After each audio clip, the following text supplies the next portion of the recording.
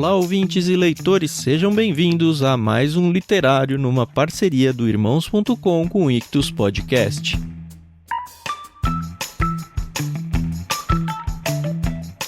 Eu sou o Thiago André Monteiro, @vulgotan, e estou aqui para apresentar para vocês o que foi o episódio número 24 do literário, lançado lá em setembro de 2020. A gente gravou sobre o livro O Evangelho Maltrapilho de Brennan Manning. Eu sei que algumas pessoas gostam desse autor, gostam desse livro, outras têm um pouco de reticência em relação a ele, mas nada me impede de dizer que foi um livro bem interessante. A gente gravou ele em 4, de novo a Carol não pôde estar com a gente gravou o Paulinho, a Adriana, eu e o Guilherme Burjac, que foi assim um presente de Deus que o Paulinho e a Adri apresentaram pra gente. Ele foi peixe grande lá no Clube Ictus. E foi uma delícia, assim, a gente tem podcast com ele, a gente tem o podcast do livro também, o Evangelho Maltrapilho, não só apresentando o livro, mas fazendo todo um diário de leitura com vocês. Então, se você tem interesse por esse livro em ler, lê com a gente tem uma série lá onde a gente vai comentando trecho a trecho desse livro, muito gostoso. Mas, se você quer só conhecer o livro, convido você então a ficar aqui e ouvir mais esse literário, o Evangelho Maltrapilho, de Brennan Manning. Até mais, galera!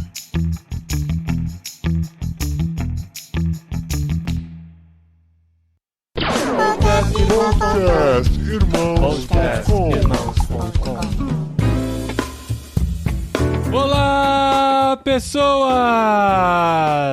Podcast Irmãos.com literário entrando no ar. Eu sou o Paulinho e estou aqui com meu amigo Guilherme Burjac, que eu aposto que gostava de pastel de vento quando era criança.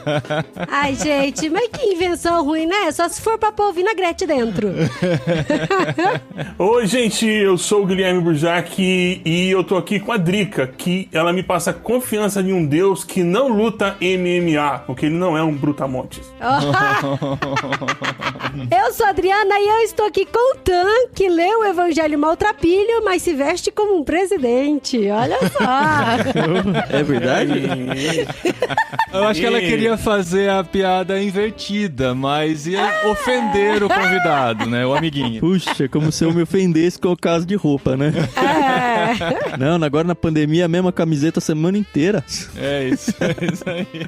Olá, eu sou o Tan e eu estou aqui com o Paulinho, que tem a cabeça tão grande que dá pra ter dúvida se a auréola dele é certa ou torta. Nossa, mano. A minha é apertada. Gente, que dó. Olha só que isso foi trauma na vida dele, esse bullying. Cara, muito... Ele já havia se recuperado. Então, agora eu vou ter que voltar pra terapia pra tratar o cabeção da minha cabeça. É. Uhum. Não foi não, gente. Eu lidei muito bem com isso. Tenho orgulho. E faço meus filhos terem orgulho também, porque puxaram pro pai. Tadinho, não sou cabeçudo que nem você não, tadinho.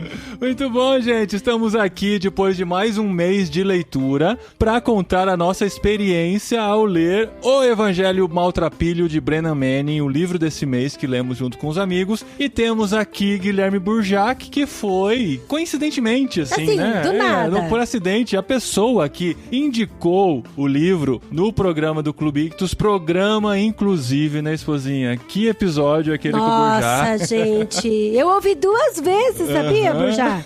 O Conversa de Peixe Grande lá? O Conversa Sim. de Peixe Grande com o Burjac, eu indiquei pra muitas pessoas, muitas. Aí a gente sabe que tem algumas pessoas que têm preguiça de ouvir o programa inteiro, né? Então eu falava, não, escuta pelo menos esse trecho que fala do deserto. Aqui, pelo menos esse trecho. Super recomendamos esse programa, super indicado, valeu mesmo, Tan, né, Carol e Burjac por propiciarem esse programa tão especial pra gente. E nesse episódio, Burjac indicou vários livros, entre eles O Evangelho Maltrapilho de Brennan Manning, e a gente vai falar sobre esse livro no literário deste mês aqui de Irmãos.com.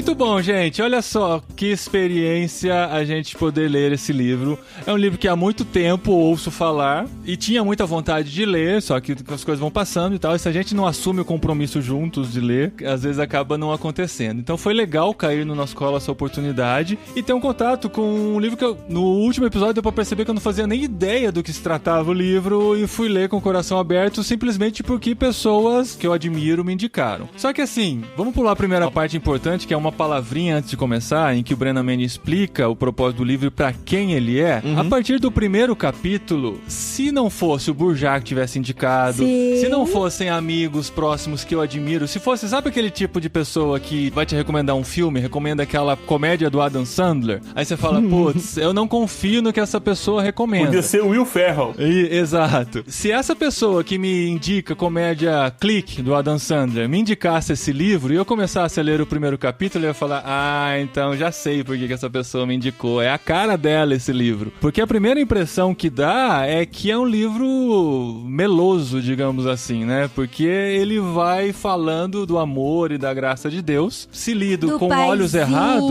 exato, o Abba, se lido com os olhos errados, vai trazer uma impressão de graça barata. Eu acho que a gente vai falar sobre tudo isso aqui nesse episódio. O que você tá dizendo é que se você estivesse ouvindo com a voz da Ana Paula Valadão no fundo, você não conseguiria ler o livro inteiro sem derramar em prantos? É isso que você tá dizendo assim? Não. É que assim, a gente gosta, eu tenho a tendência de gostar mais de livros mais provocativos, de livros que vão me colocar de frente comigo mesmo, ou de me colocar de achar os meus erros e de me desafiar.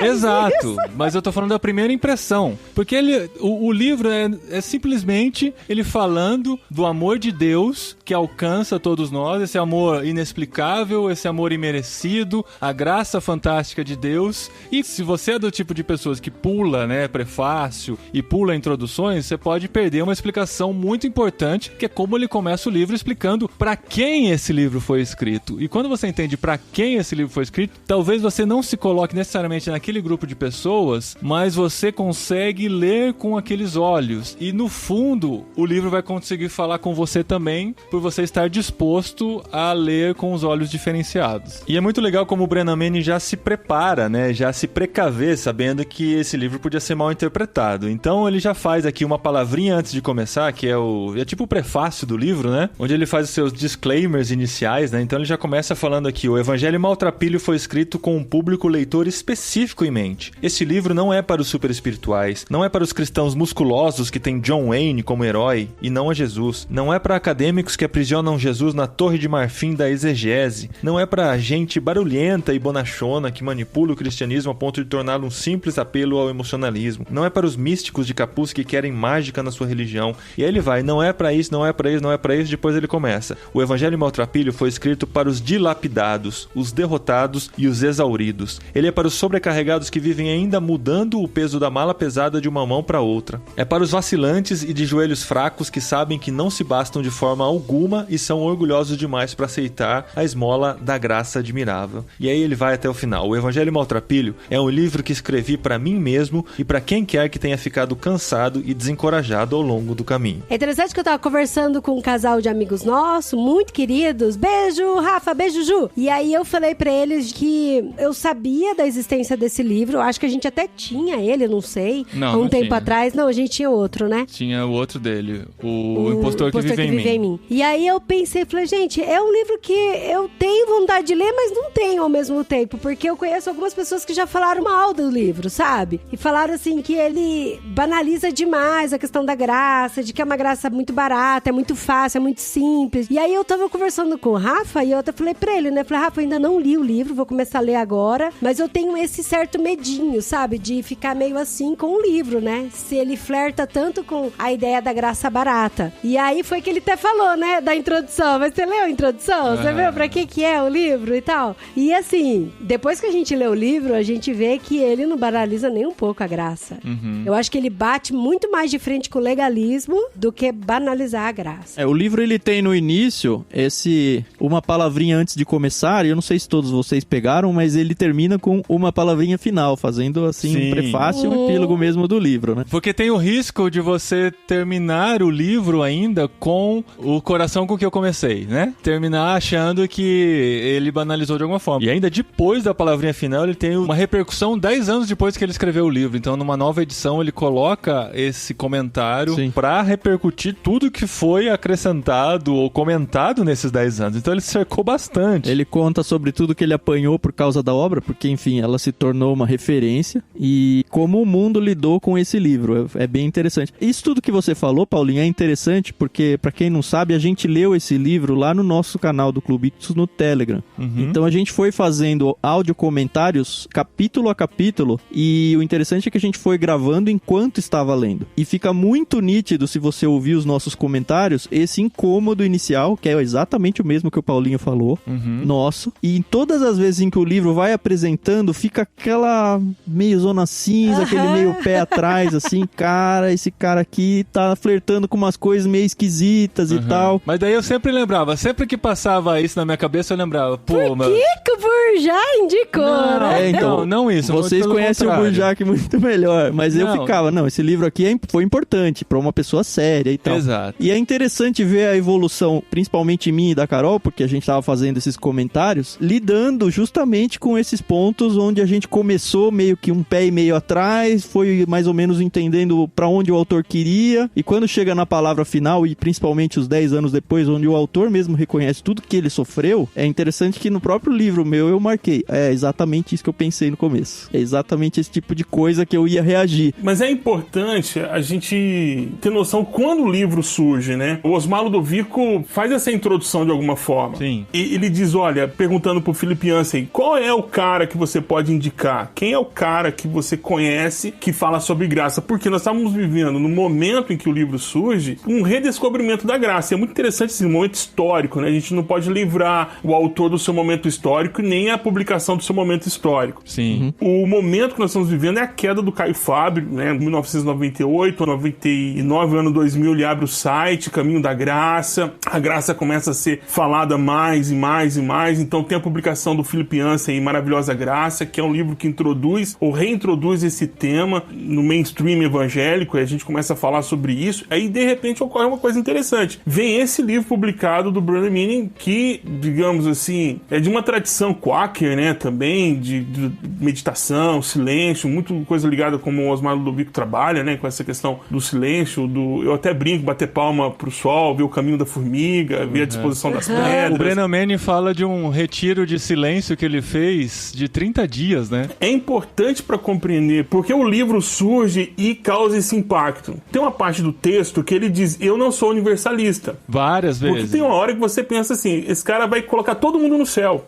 E não é isso. Mas dá essa impressão, né, Burjak? O tempo todo. Eu mesmo falei, às vezes ele menciona contrário ao universalismo, quase que criticando ou ironizando a questão. Mas, de fato, eu acho que ele demora um pouco, não sei se até de propósito, pra dar um tipo de uma tensãozinha mesmo, mas ele se posiciona contra. Mas é um discurso que, assim, se um universalista quiser ler ele e usar o texto dele, picotando uns pedaços, consegue. Sim. Mas aí você consegue até com que a pregação, né? Do Ed, principalmente. Você pode pegar a pregação do Ed e transformar num discurso universalista fácil. Só pro pessoal que talvez não esteja familiarizado com o termo, né? O universalismo é aquela crença de que Deus, no fim, vai salvar todo mundo mesmo, e a graça dele abrange toda a humanidade, independente de você aceitá-lo ou não, né? Então, eu fui tremendamente impactado por esse livro. A primeira vez em que eu li esse livro foi um momento de transição, de uma experiência pessoal com Deus. Eu até falei isso no episódio do Peixe Grande. Foi um momento em que eu encontrei com o Brennan Manning. Foi um momento, assim. E eu tinha acabado de ler Celebrando a Disciplina, porque parece que tinha comemorado 30 anos de lançamento do livro. E eu comprei uma edição especial também desse livro. E foi um momento muito interessante pra mim. Porque o livro tem uma pegada. Você acha que conhece o amor de Deus, mas você não conhece o amor de Deus. Sim. E é por isso que escandaliza. E é por isso que ele causa esse transtorno na gente. É por isso que a gente fica pensando, não pode ser assim. Não pode ser tão fácil. Não é assim. Porque a ideia é que a graça exige de mim algum tipo de esforço. Quando, na verdade, graça e esforço não são antagônicas. Graça é antagônica de mérito. Graça não é antagônica de esforço. José teve que achar um lugar para Jesus nascer. Não veio os anjos e separou lá, nem que seja num lugar ermo, mas não teve. Ele teve que ir lá, ele teve que preparar e teve que fazer o parto. Ele teve que pôr seu filho na terra. O filho de Deus na terra, né? O seu filho adotivo. Pra depois ninguém me acusar aí de falar alguma coisa.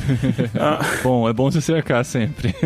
Essa perspectiva do livro de que o amor de Deus ainda é algo completamente desconhecido choca, porque o nosso linguajar é muito amoroso, né? Nós falamos do amor de Deus, falamos do amor entre os irmãos, falamos do amor à comunidade, falamos do amor à palavra, o amor ao serviço. O amor, a palavra amor, ela está muito presente em tudo que a gente faz. Só que contudo, porém, todavia, entretanto, destaque 2 pontos, não é vivido. E é isso que ele está provando. A experiência com a teoria. E acho que é por isso que a gente vai para essa zona cinzenta com muito medo. Ele fala várias vezes no livro que nós cristãos defendemos a teoria da graça perfeitamente, só que a gente não vive a prática. E ele, ao longo do livro todo, ele vai sempre colocando uma crítica aos legalistas, aos fariseus, e conforme o livro vai evoluindo, ele vai mostrando que nós somos os legalistas e os fariseus, mesmo nós que falamos mal dos legalistas e dos fariseus. É isso que é. E é muito isso mesmo que o Burjat fez essa análise. Tem muito a ver com a questão da meritocracia, que é o que está muito em pauta e muito em alta aí hoje, e no tempo que ele foi escrito esse livro, e que as pessoas têm essa dificuldade de relacionar a graça como algo que não é mérito meu, mas sim graça de Deus. Por isso que vem até esse contraponto com os legalistas, né? Porque o legalista, ele se acha com a auréola apertada, e aí você com a auréola apertada, você não só esquece de reparar que ela tá apertada e por isso que te dói, mas você começa a reparar na dos outros. Você é tão santo, que essa santidade acaba fazendo um efeito colateral, né, na sua vida. Que deixa você com dor de cabeça. Exato. Aí aqui no começo do livro ele fala assim, ó: quando sou honesto, admito que sou um amontoado de paradoxo. Creio e duvido. Tenho esperança e sinto-me desencorajado. Amo e odeio. Sinto-me mal quando me sinto bem. Sinto-me culpado por não me sentir culpado. Sou confiante e desconfiado. Honesto e ainda assim sincero. Aristóteles diz que eu sou um animal racional. Viver pela graça significa reconhecer toda a história da minha vida, o lado bom e o lado ruim. Ao admitir o meu lado escuro, aprendo quem sou e o que a graça de Deus significa. Como colocou Thomas Merton, um santo não é alguém bom, mas alguém que experimenta a bondade de Deus. Então é interessante que isso vai muito contrário com a meritocracia mesmo, né? Mas é você mergulhar a fundo e entender o amor de Deus, a bondade que Deus tem com a nossa vida e da sua misericórdia que é renovada todos os dias. E aí eu falei, não, esse livro diz muito mais a respeito sobre o meu olhar para a graça de Deus do que meu olhar de julgamento com o próximo. E aí isso pra mim foi um tapa na cara. É isso que é legal de obras assim, né? Que fazem a gente começar a ler pensando em como as outras pessoas se encaixam naquilo que você está lendo, que é a nossa tendência natural, né? A gente começa a pensar, olha, fulano tinha que ouvir isso, fulano tinha que ouvir isso. Nossa, eu tenho que marcar isso e pôr no Instagram. Eu tenho que pôr isso aqui, ó, porque tem gente que precisa saber disso aqui e tal. Aí, conforme você vai lendo, você vai descobrindo como aquilo fala com você, né? E outra coisa muito legal de ler livros assim, vira e mexe acontece quando eu leio livros de crescimento como esse, pensar assim, caramba, esse livro já tem 30 anos, 15 anos só publicado no Brasil. Quantas pessoas já leram? Como que uma pessoa pode ler uma coisa dessa e sair igual, entendeu? Por que o mundo não é melhor? Por que as igrejas não são melhores? Mas quantos livros a gente não passa por isso, né, Paulinho? Mas a gente esquece, né? Esse é o problema. A gente esquece. Daqui a um tempo a gente cai nos mesmos erros de novo. Eu acho que a primeira parte é fazer a gente conseguir o máximo possível de convencer pessoas a lerem esses livros. A pessoa não lê, né? Começa aí. E aí depois a gente começa um movimento, mesmo que seja no 1 a 1, sabe? Cada um cuidando de si, da sua família, para que os cristãos, a família cristã, a igreja cristã, no seu sentido mais lato possível, consiga crescer e mudar de fato o mundo, para que daqui 15 anos não estejamos ainda iguais, né? Eu tive essa mesma impressão quando eu li o livro do Henry Nouwen, O Tudo Se Fez Novo, que hoje tá com um título novo. Ai, esse livro é muito bom, gente. Eu li esse livro assim, eu falei, como que ainda existe gente ansiosa no mundo? Por quê? Se existe um livro tão completo sobre isso, sabe? Pra mim, o melhor livro de ansiedade é esse. Eu já li várias vezes e continuo ansiosa aí, amor. Então, a gente é muito ruim de viver o que a gente aprende. A cada capítulo eu chorei. Sim, eu chorei na primeira leitura, chorei na segunda leitura, porque eu li de novo pra poder vir fazer aqui com vocês. E o contato que você tem com o livro depois, um pouco mais amadurecido, é muito forte. principalmente o texto que ele fala sobre a segunda chamada, quando Jesus te chama, porque foi exatamente o que aconteceu comigo no mesmo período, sabe, entre os 30 e 60 anos, em que Jesus te chama para um balanço. E é muito forte, porque eu mudei de país, eu tô aprendendo a falar uma outra língua, tô aprendendo a problematizar em outra língua, vivendo uma situação de pandemia, no ano de 2020, para você que tá ouvindo esse episódio, já aconteceram os ataques zumbis ou ainda não? É meu momento TikToker. Ainda não, mas, né? Se você que tá ouvindo aí, olha, sofremos aqui com a pandemia no mundo todo, aqui na Espanha foi muito complicado, ainda tá sendo muito complicado por conta dos rebrotes que tem por aqui, né?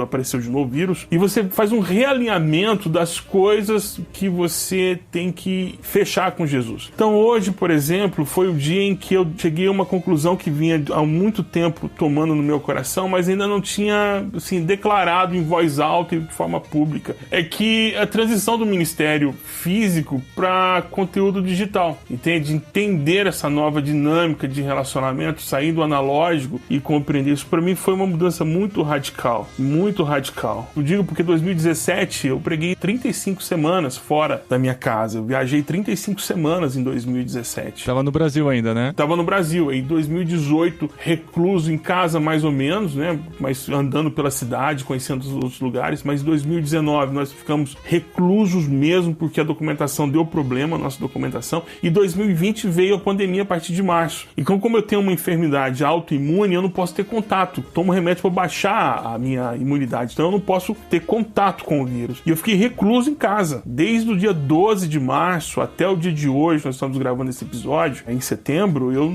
tô recluso, eu saio para ir ao médico apenas, não faço outra coisa. Entender essa transição, essa leitura desse trecho, eu falei assim, cara, Jesus me chamou para conversar e eu não tinha entendido. E falou, olha, temos um segundo chamado para você, agora leva a sério a questão de produção de conteúdo digital, porque é isso, é por essas vias que a gente vai trabalhar.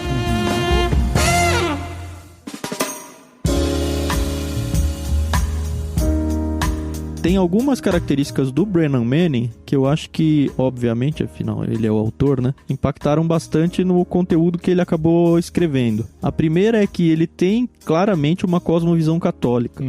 Então, eu acredito, eu não tenho ideia, não sou católico, não conheço católicos a ponto de discutir isso, mas assim, olhando de longe, a impressão é que os católicos, eles têm essa questão da graça versus meritocracia ou versus obras aí, muito mais intensas do que nós evangélicos. A segunda é que ele, de alguma forma, ele rompeu com o catolicismo, porque ele se casou, ele não foi celibatário, ele foi praticamente, não sei se chegou a ser expulso da igreja, mas ele foi mal visto de alguma forma, isso fica claro ao longo do livro. E a terceira é o fato dele ter sido um alcoólatra, e ter se tornado um alcoólatra já cristão. Então ele tinha uma cosmovisão cristã, passou pelo alcoolismo, passou pela experiência de Alcoólicos Anônimos, e passou por essa coisa, ele até dá um exemplo no livro sobre alguns casos dentro do Alcoólicos Anônimos, mas ele passou esse negócio de eu preciso totalmente da graça, porque eu não tenho nenhuma condição de por mim mesmo resolver a situação. Eu não sei se vocês acham que esse pano de fundo ajuda muito no livro ou não. O que vocês pensam disso? Isso é legal porque ele tinha uma cosmovisão católica sobre a graça, e ele fala sobre isso também, mas também sobre a questão dos pecados capitais. Isso aparece muito no livro. Venial e capital, né? Ele fala no capítulo inteiro. Em todo o texto tem um parágrafo em que isso é citado, isso é falado, e também pela perspectiva cristã da salvação, porque a salvação pela graça. Então, eu acho que ele uniu muito bem. E no final do livro, né, quando ele vai fazendo as reticências, ele diz lá que o livro foi muito bem aceito na comunidade entre alguns católicos, mal aceito em algumas comunidades evangélicas, porque falar da graça pro público americano não é fácil. O público dele é outro ainda, né? Não é o nosso. Não é fácil, porque é um povo que fala que a América é generosa com quem se esforça. A América, no sentido dos Estados Unidos da América, né? É generosa com quem vai atrás. Cada vez que eu ouço a América se referindo aos Estados Unidos, dá um soco no estômago, né, cara? Que coisa chata isso. Dá. É a apropriação, né, de tudo. E você vê que falar sobre esse tema para uma comunidade evangélica, conservadora e ortodoxa é muito complicado, porque o nosso modelo de igreja, ele não valoriza a graça. Por quê? Primeiro porque você tem que passar por um período de, digamos, de desintoxicação do mundo, né? Os 3 meses ali no banco, pela classe de doutrina, tal. Você não pode ser batizado imediatamente. Você tem que passar por um processo de vamos ver o que está acontecendo mesmo na sua vida, se isso tudo é verdade. Depois, no período de desintoxicação, a gente tem um período de probatório, né? Vai ficando ali na porta dando tchauzinho pros irmãos, vigia um carro, vai ali, limpa um negócio e tal. Você não tem nenhuma ação de expressão na comunidade local. Depois de feito isso, a gente dá uma observação como é que você é, se Jesus mesmo operou na sua vida, a gente deixa você fazer parte do coral. Tipo assim, tem 70 pessoas, você fica lá no fundo, e aí a gente dá a oportunidade de você entregar as partituras para cada um na hora de cantar o coro. Depois de 6, 7 anos aí de você estar servindo bons serviços no coral, a gente dá a oportunidade de você segurar o microfone e dizer boa noite. Aí a gente toma o microfone de você, aí... Então, o processo nosso de inclusão da membresia ou das pessoas é um processo que exclui o fator graça. Ensina por méritos, né? Totalmente. Tudo é mérito. Até aquele conceito extra-bíblico que a gente tem de excelência, não, eu vou apresentar o melhor para Deus, isso é darwiniano. Quer dizer, só os melhores, os piores são o irmão que canta desafinado, o irmão que só sabe 3 acordes, ou o irmão que não tem uma boa dicção. Esses são desmerecidos do processo da vivência coletiva da igreja, porque tudo é muito, muito certinho, né? Até aquele irmão que ora demais, aquele irmão que ora muito, né? Ele não é convidado por orar em público, porque tem tudo cronometrado. Então, nós não valorizamos o processo da graça. É verdade. Nadinha. Tudo é mérito. E quando eu falo que dá dor no estômago de ouvir os americanos falando que os Estados Unidos é a América, não é o caso do Brennan Manning nesse livro, tá? Foi só o exemplo que a gente citou. Sim, é verdade. E ele realmente vai na contramão, né? De toda essa visão meritocrata aí que nos incomoda a todos bastante. A gente entender que a graça... Cara, eu amei o exemplo... A Adri fala que ele não é muito bom nos exemplos, né, Adri? Ah, não, gente, ele tem um monte de exemplo ruim. Desculpa falar. Tinha exemplo que eu lia e falava, nossa, amor, eu entendi o que ele quis dizer, mas o exemplo é ruim demais, gente. É ruim Eu demais. gostava. Daí não me incomodou, não. Nossa, tiveram vários exemplos, não foi nenhum.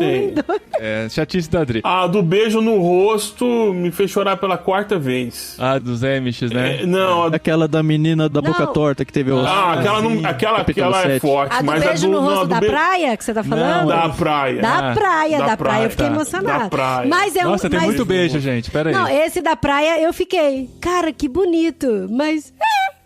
Eu queria ver se alguém chegasse do nada e te desse um beijo na praia, Adri. Vai ter que contar o exemplo pra quem não leu, então. Ele foi participar de um retiro de silêncio e oração. Ele era um dos preletores. Sim. E antes de acontecer o retiro, ele entrou em contato com todas as pessoas que se inscreveram e pediu pra eles, eu quero que vocês escrevam numa folha o que vocês querem encontrar com Cristo. Que tipo de presente vocês gostariam de receber, pelo qual a gente vai orar junto. E aí uma mulher escreveu assim, eu quero experimentar o amor de Deus porque eu nunca experimentei, nunca senti o amor de Deus. Aí ele respondeu pra ela falando assim, olha, eu faço da sua oração a minha também. Então vamos orar isso por você. Uhum. Eles foram pro retiro e tal, aí a mulher acordou 5:30 da manhã e foi caminhar na praia. E aí ela caminhando, aí ele cita, né, a água gelada nos pés, subindo pro tornozelo. Aí ela tava caminhando, aí ela olha assim no horizonte, vem vindo um rapaz, mais ou menos de uns 15 anos, mais ou menos, um jovem, e uma mulher caminhando atrás. Aí o rapaz passa por ela, aí a mulher passa e vira e dá um giro de 90 graus assim, dá um abraço na mulher e um beijo no rosto dela. Uhum. Muito carinhoso. E disse, Total eu te desconhecido, amo, né? eu te amo. E assim, completamente desconhecido. Aí ela ficou assim em choque, aí ela volta pra casa. A hora que ela volta pra casa, ela conta pro Brennan Manning, né? Hoje eu experimentei o amor de Deus. Isso me toca muito, porque é exatamente essas coisas que eu vejo nos filmes que retratam histórias bíblicas. E tem gente que desce a lenha, mas são filmes que, poxa, eu penso assim, o conjunto da obra foi muito feliz. Por exemplo, Noé. Não sei que não é o tópico daqui, mas o filme Noé. Tem uma cena em que Noé quer matar todo mundo, quer matar a criança. Aquilo me impactou de uma forma tão... Falei, cara, o cara ama tanto a Deus e se considera tão pecador. A ideia é que ele foi um felizardo, mas que ele não quer continuar, ele não quer a raça humana, porque ele não entende a graça de Deus. Por que você quer me dar uma filha, uma neta, numa situação em que a raça humana tá toda destruída e eu não presto? Por que a gente vai continuar com isso? Eu reconheço que não presto. Por que você quer continuar com isso. Então, o senhor já não deu conta de fazer isso, eu mesmo vou fazer. E quando ele vai fazer, ele não faz porque ele entende a graça de Deus. E é um momento de explodir a cabeça. E ao contrário da Cris, a Cris ou da Drica, que não gostou das... Desculpa, viu, Cris, que tá ouvindo aí o áudio, não é culpa sua. Qualquer Cris. Mas com a Adri ele não se desculpou, não, né? A Drica. Achei as histórias muito legais, a do que ocorre quando ele tá internado, do assistente lá, né, do líder que chama o outro e fala sobre a mentira, em que ele põe em risco a saúde e a vida da filha. Foi impactante porque, olha só, o cara tem que contar a história ou a Drica pode contar? Ela conta melhor do que eu. Não, mas eu só quero fazer uma justificativa. Por exemplo, essa história aqui do beijo do Eu Te Amo, esse eu gostei. Eu achei tem que várias foi... histórias muito boas, gente. Então, mas tem outras que eu achei que ele não concluiu, sabe? Mas também é um recurso dos autores americanos, né? Parece que é um padrão editorial. Para você entrar num assunto, você primeiro introduz o assunto para uma realidade da vida, e depois vem... Aí lá no meio do capítulo que o cara vai dizer, olha, eu tô falando disso, viu? E aí ele começa a emendar. O Max Lucado faz muito isso também, né? Mas isso aí é homilética, né? Exposição, ilustração, aplicação. Isso a gente aprende no seminário. Infelizmente, né? Conta essa do hospital, que essa é boa. Conta aí, gente. Então, no hospital ele tá num centro de recuperação e aí tem o líder do centro de recuperação e tem um momento em que eles vão fazer um confronto, né? Uma confrontação e aí tá a pessoa que vai ser confrontada é um empresário bem sucedido, mas alcoólatra. E aí ele pergunta, você se considera alcoólatra? Essa é a ideia, né? Ele diz, não me considero alcoólatra. Quanto que você bebia? Bebia... E foi contando como e dava 8 drinks no dia. Aí ele pega o telefone, né? E tem uma caixa de som pra todo mundo ouvir a outra pessoa do outro lado da linha. E ele liga pro barman do bar onde o cara ia todos os dias. E pergunta, e aí, como é que é esse cara aí? Ele falou, ele é gente boa demais. E como é que era? Não, ele entrava aqui, só ia embora depois de ter bebido, sei lá, 16, 17 drinks. Eu não vou lembrar aqui a quantidade exata. E ele levanta da cadeira, né? O cara que tá sendo interrogado lá. E aí ele levanta, fica nervoso. É mentira, é um absurdo. E aí, beleza. E o outro vai e pergunta pra ele, você dá-se bem com seus filhos? E ele responde, sim, eu saí com eles pra pescar, ensinei. Não, olha, fala a verdade, porque ninguém dá bem com os filhos todo o tempo da vida. Em algum momento você teve alguma crise, você foi injusto com um dos seus filhos. Bom, eu tenho a minha filha, mas eu não consigo lembrar o que é. E ele falou, você não consegue lembrar o que é? Eu falei, não, eu não consigo lembrar o que é. Ele pega o telefone e liga pra esposa. E a esposa vai contar a história. Aí ela conta a história, não, é porque eles saíram pra comprar um sapato. Ela tava muito feliz. De presente de Natal, né? Presente de Natal, ele ficou muito feliz porque ela disse que ele era o melhor pai do mundo, que ele era um pai excepcional. Era um motivo pra beber, né? Vou comemorar. E aí ele entrou no bar, foi beber com os amigos e ele fazia 20 graus negativos. Ele deixou o carro ligado para o aquecedor e tal, mas... Deixou a menina no carro. Cara. Entrou às 3 horas da tarde, saiu meia-noite. E a menina teve os dedos amputados. Ela teve o polegar e o indicador amputado. E ficou surda. Uhum. A mulher contando no telefone e todo mundo ouvindo. Isso me lembra as minhas conversas com Deus sobre algumas personalidades que eu tomei em tojo. Algumas personalidades da teologia que eu tomei em tojo. Em tojo é uma palavra universal? Sim. Eu tomei raiva. Pelo menos aqui no interior de São Paulo e no Mato Grosso do Sul a gente conhece. Sim. Então eu tomei raiva da pessoa ao ponto de não conseguir ler o que ela escreve, ao ponto de não ouvir o que ela fala e tomar raiva de quem gosta dela também. É ranço. A palavra atual pra isso é ranço. Tomei ranço. Cancelei a pessoa. E eu me recordo de uma conversa que eu tive com Deus sobre essa pessoa. Porque isso estava me incomodando, eu cheguei a uma conclusão racional. Bom, o ódio não é algo que procede do céu. O ódio é algo que procede do inferno. Então, se procede do inferno não é bom, por que eu tô sentindo isso? E fui conversar com Deus pedindo, Senhor, mata essa pessoa, sei lá, vinga ela em meu nome, no seu nome mesmo, mas eu vou sentir como se fosse por mim, me dá esse presente de Natal, Jesus. E... Cara, Jesus falou assim, vamos lá, vamos conversar a seu respeito. Vamos falar sobre você. Vamos conversar sobre isso. E eu cheguei à conclusão que eu tava na lista negra de muitas pessoas porque era exatamente o que esse cara representava pra mim, eu representava pra outras pessoas. E eu pedi perdão a Jesus. Tinha um monte de gente orando pela sua morte, é isso? Sim, e eu entendi que não é assim. E quando eu li esse texto pela segunda vez, eu falei, aqui, eu não recordava disso na primeira leitura, mas na segunda leitura eu falei, olha o que aconteceu comigo. Foi exatamente essa conversa que nós tivemos, de uma conversa tete a tete. Olha, você, assim, eu Eu não sei se foi inspiração divina, eu não sei se foi revelação do Espírito Santo, mas aquela canção que diz: você não vale nada, mas eu gosto de você, não tem outra pra explicar a graça de Deus pra mim do que essa. Você não vale nada, mas eu gosto de você.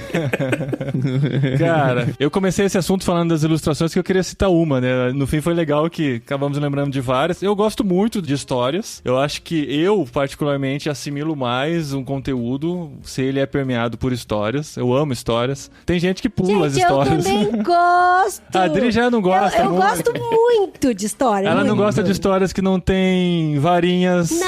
Não é. Harry Potter. Chapéus de bruxo, esses daí. Só tiveram duas. Ó, eu tô folheando o livro aqui, eu vi que na verdade foram duas histórias que eu achei que foi muito ruim. Mas o resto eu gostei pra caramba. Tá, mas deixa eu concluir. Essa do Max é linda. Por favor, eu quero contar a minha. Não, porque uma das ilustrações que falou muito comigo, eu sei que assim, as tentativas de explicarmos a graça de Deus são sempre limitadas pelo nosso conhecimento. Mas o Brennan Manning fez isso de forma magistral nesse livro. E quando ele conta aqui, quase no final do livro, essa história, eu gostaria de ler, porque eu acho que eu não consigo contar tão bem quanto a Adri e o Burjá. E ela é curtinha, não é nenhuma história, é só uma ilustração. Quando ele vai falar que a Bíblia é a história de amor de Deus com seu povo. Deus chama, persegue, perdoa e cura. Mesmo a nossa resposta a seu amor é dádiva dele. E olha a ilustração que ele conta aqui. Suponhamos que você tenha me adiantado $1 milhão para minhas necessidades pessoais. 1 ano depois, você requer que eu comece a fazer pagamentos de $10 mil mensais, livres de juros, para cobrir o seu débito. Nada mais justo, né? No primeiro dia de cada mês, exatamente quando eu sento para preencher o cheque, chega o correio da manhã. Você mandou-me um cheque de $10 mil para cobrir o pagamento. Você continua a fazê-lo até que todo o meu débito esteja quitado. Fico atordoado e protesto. Está tudo às avessas. Ó, eu fico arrepiado, ó.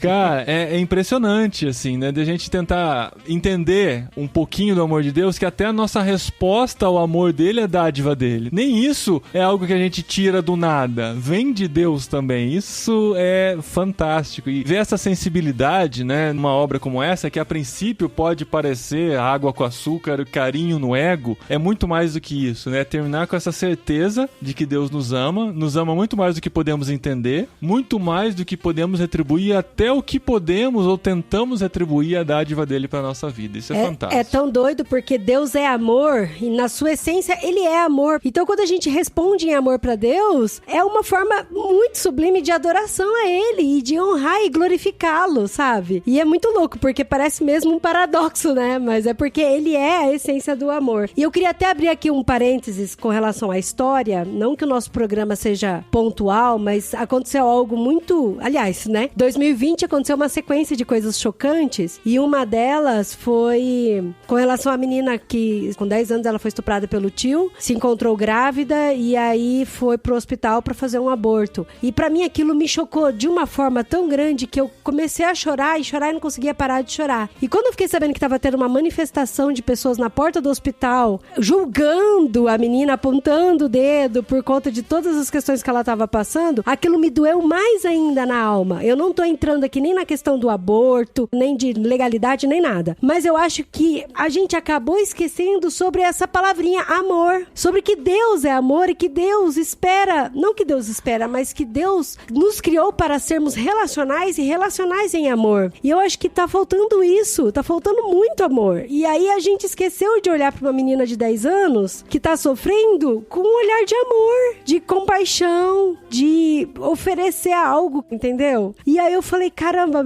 como cristão, deveríamos carregar a maior marca de Cristo, que é o amor. E aí isso eu falei, Deus, por favor, eu não quero deixar de espalhar a tua maior marca, que é o amor. Até sobre esse assunto do aborto, né, interessante, o livro foi publicado em 1990, e quando você lê, no contexto que a Adri contou aqui, ele tá falando exatamente sobre isso, né? Nós não somos a favor da vida simplesmente porque evitamos a morte. Somos a favor da vida à medida que somos homens e mulheres para os outros, todos os outros, à medida que somos capazes de tocar a mão do outro num gesto de amor, à medida que para nós não existam outros. Isso é demais, cara. Que na verdade nós somos e deveríamos nos comportar, as pessoas deveriam ter por nós a mesma impressão que as pessoas têm quando veem as Crônicas de Nárnia. Nós deveríamos ser um monte de Aslans andando pelas ruas, né?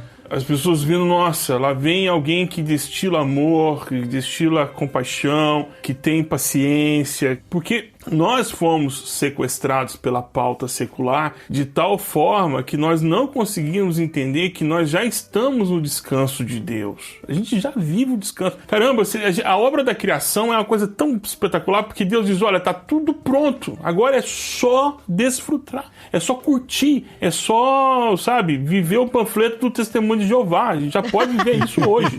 Pra você que não conhece, digita no Google. Você vai ver cobra com leão, vai ver bebê urso. Isso já é uma realidade para nós, porque nós vemos o mundo a partir disso. Uma outra coisa é que evangelho é uma boa notícia. O evangelho não é uma reunião no Zoom para discutir uma pauta. O evangelho a gente tem que entender que, olha, a notícia é um Salvador veio e morreu no seu lugar e ele veio, agora você pode desfrutar o amor de Deus de forma muito intensa. Você não foi salvo pelo que você é, nem pelo que você fez. Você é salvo porque Ele te ama. Isso já é uma realidade. Ele já está decretado. Isso não banaliza o pecado. Não, de forma alguma. Uma coisa que eu falei, até escrevi aqui nas observações, é que nós, pelo menos quem é reformado, tanto os carismáticos, na verdade todo mundo depois da reforma é reformado, mas o pessoal tradicional, o pessoal carismático, o pessoal pentecostal, precisa entender o seguinte, que nós não temos dificuldades com os decretos de Deus. Ninguém aqui tem dificuldade com o decreto de Deus. A gente entende que quando Deus decretou, mas quando Ele decretou nos amar e decretou que não é pelo esforço, mas pela graça, isso é ruim, entende? E é legal porque aqui na cidade onde eu vivo, em Puente Rio, aqui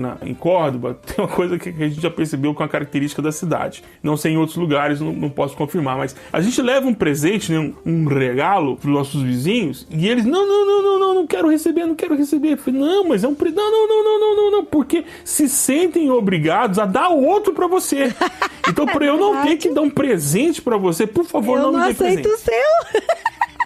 É muito isso. Entendeu? Eu não quero receber. É que a gente não entende que Deus já fez por nós. E me ajudou muito esse livro no Ministério Pastoral. Porque quando eu via e ia aconselhar pessoas passando por crises, eu entendia que ali tinha alguém igual a mim e que naquele lugar é uma pessoa que naquele momento não sou eu, mas que poderia, a qualquer instante, eu ser a pessoa que estaria passando por aquilo. Então, um olhar de graça, um olhar de misericórdia, um olhar de complacência, sabe? Para não ser tão duro com as pessoas como nós somos. No caso do aborto, por exemplo, me chocou também, né? Contextualizando, porque as pessoas queriam saber se a gente era a favor ou contra. Falei, olha, não é hora para isso. A hora que eu tenho que perguntar é o seguinte, quem tá cuidando dessa menina? Quem tá cuidando da família dessa menina? Quem tá cuidando das pessoas próximas dessas pessoas? Quem tá destilando amor e não ódio? Quem tá julgando? Julgar a mãe, e depois vai julgar... Tem culpados? Tem. Então, força da lei para os culpados. Mas, poxa, não é hora de a gente fazer isso uma pauta política nem religiosa. Então, aí mais pra frente, nesse mesmo capítulo, ele manda essa, ó. A posição a favor da vida e contrária ao aborto é um traje de uma peça só de reverência pelo não nascido e pelo exaurido pela velhice, pelo inimigo, pelo judeu e pela qualidade de vida de todos. Do contrário, é bijuteria e pastel de vento. Tem um capítulo que chama Liberdade do Medo. Ele diz o seguinte: os cristãos deveriam estar celebrando constantemente. Deveríamos estar ocupados com festas, banquetes, comemorações e celebrações. Deveríamos nos entregar a verdadeiras orgias de alegria, porque fomos libertos do medo da vida e do medo da morte. Deveríamos atrair pessoas para a igreja literalmente pelo tanto que ser cristão é divertido. E é meio na linha do que o Burjac estava falando aí. Então, tem muita gente que não quer participar da festa porque acha que tem que levar um presente, entendeu? Porque se eu participar da festa, eu vou ter que fazer uma festa também. Então as pessoas falam, eu tenho medo de conhecer a Cristo e depois virar escrava dele e ter que dar alguma coisa pra ele. No entanto, depois que a gente verdadeiramente conhece a Cristo, a gente dá com alegria justamente por causa da graça dele, né? É um negócio que as boas obras aí, elas não são um tipo de recompensa a Deus pelo que ele fez. É um negócio que, cara, se você me ama desse jeito, como que eu não vou fazer um negócio desse? Muito bom.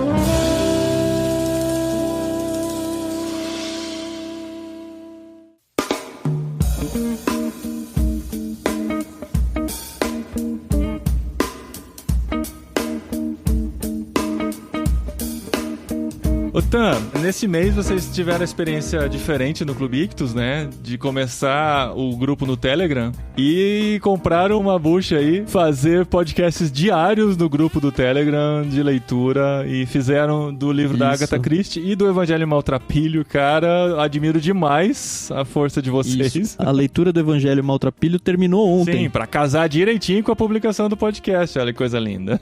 Então, se alguém quiser fazer a leitura ainda, dá pra aproveitar lá. E eles todos vão pro nosso podcast, esses áudio comentários também. Provavelmente a partir da semana que vem, a gente vai ter no podcast os mesmos áudios que a gente postou no Telegram. Então, se você se empolgou com esse Evangelho Maltrapilho, você pode viver a mesma experiência de ir lendo com a gente, ouvindo os episódios diários aí, segunda a sexta, no podcast do Ictus. Muito bom, foi muito bom, cara. Eu acho que a experiência pra vocês foi legal também, assim como foi pra gente. Não, e participar do grupo é muito legal. O povo é bem polêmico, né? Eles dão umas discussões boas lá, cara. É legal demais ler assim. Não, mas é bom isso. Qual que vocês vão ler nesse mês? Agora, depois do Evangelho Maltrapilho, o que vem? A gente vai ter o resto de semana aí de descanso. Não sei se é na segunda seguinte ou na outra. A gente ainda tá definindo isso. Mas o livro tá fechado. É o Grande Sertão Veredas, do Guimarães Rosa. A gente vai ficar um mês lendo esse livro. E aí, pra outubro, a gente vai ter uma surpresa aí. Provavelmente um livro infantil. Isso! Pra gente comemorar o Dia das Crianças. A gente tava pensando nisso aqui. A gente tava pensando isso também, pro literário ser um livro infantil. Peraí, esposinha, interrupção na edição, porque quando estávamos gravando esse episódio, não fazíamos ideia. Na verdade, assim, a gente pensava em livros pra fazer no literário, mas ainda não tínhamos concluído, né? A gente pensou em fazer o Grande Sertão Veredas, mas, gente, não rola. Não ia dar tempo, porque a leitura coletiva do Ictus vai começar na semana que vem só e vai terminar depois da publicação do próximo episódio. Não ia dar pra correr e tal. Não, é um livro que tem que ser degustado, né? Não dá. Aí a gente voltou na ideia de fazer infantil, porque o episódio vai ser em outubro, né? No final do ano passado a gente fez do Pequeno Príncipe, que foi sensacional, que foi o último do ano. E nesse mês a gente vai antecipar o livro infantil pra lançar o episódio no mês de outubro. E a gente decidiu em fazer de mais um livro do Lewis. Olha... Do Lewis? Mas é outro Lewis. Bom, eu já tô aqui, gente. Eu acho que ele me pegou no pulo dessa vez. Eu fiquei, É o Lewis Carroll. Vamos fazer do livro infantil mais bizarro que você pode ler, porque o literário não é pra falar de livros simples. A gente quer desafios. Sim. Então nós vamos ler nesse mês um livro que veio no Clubinho Ictus já há alguns meses. Temos ele aqui e vamos ler com vocês, se vocês toparem, Alice no País das Maravilhas. Não, na verdade a gente vai ler. A gente vai ver se vocês topam ler com a gente. Claro. Então leia com a gente. Tem no Kindle Unlimited, inclusive crianças. Se vocês forem assinar Kindle Unlimited, entrem pelo link de irmãos.com. E se vocês forem comprar qualquer livro na Amazon, entrem pelo link de irmãos.com, porque a gente descobriu que isso dá uma comissãozinha bem legal.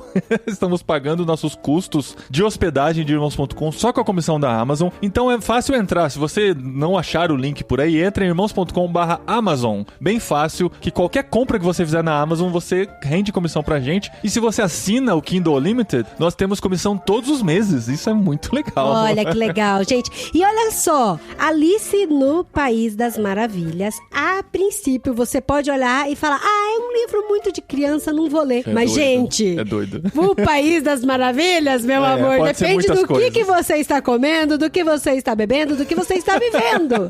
Então, assim, é muito louco, muito legal. Se você se empolgar, achar muito pouco, ler só Alice no País das Maravilhas, que é um livro relativamente, não é bem curto, mas é mais curto do que os que a gente tem lido recentemente. Lê também Alice através do espelho, porque se eu me empolgar, eu quero ler o segundo também. O literário vai ser só sobre o primeiro, mas se você ler o segundo, provavelmente vai ter uma experiência mais completa, tá? Já tá marcada a gravação, já temos nossos convidados que vão participar com a gente, e eu tenho certeza que vai ser muito especial. Na primeira semana de outubro, entra aqui o literário. E vamos voltar lá pro Paulinho do passado, finalizando esse episódio. Vai lá, Paulinho. Mas valeu então, gente. Assinem o Clube Ictus para receber os livros recomendados pro Peixe Grande. Você vai receber coisas como o Evangelho Maltrapilho e outros livros sobre os quais a gente já comentou aqui. A parceria Clube Ictus pra gente é muito especial. Então entra lá, clubeictus.com.br, ouçam o podcast do Ictus e leiam com a gente aqui no literário de irmãos.com. E vamos lá pro nosso canal também, hein? Isso é verdade. Vamos lá pro canal do Telegram, porque tem muita discussão boa lá, né? Isso. E olha só, gente, pra vocês terem ideia de tanto que eu gostei desse livro, queria agradecer ao Burjá pela indicação. Talvez se você não tivesse indicado, eu não teria lido. Mas eu gostei muito, que com certeza esse vai ser um livro de cabeceira, assim, por muitos e muitos anos da minha vida. Porque eu gostei demais. Esse vai pra Espanha com a gente. Esse vai, com certeza.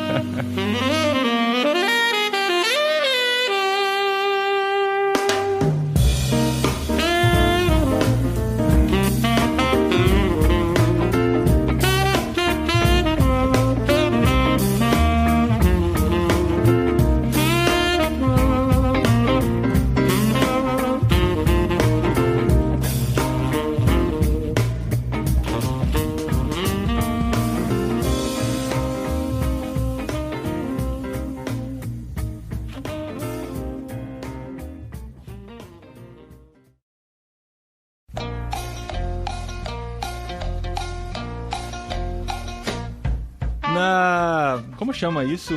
Orelha. Essa ficha catalogal aqui, né? É isso? É. Ficha catalográfica. Na ficha catalográfica, aparece aqui como biografia. Aí eu falei, tá, então é a biografia do Brennan Mann e tal, mas não é exatamente a biografia, apesar de ele contar várias histórias da vida dele. No meu tá escrito bibliografia. Então foi por isso. Mano do céu, fofo, vai ter que deixar isso, pelo amor de Deus. Nem que seja pra ir pro final do programa. Sério. Nossa, gente.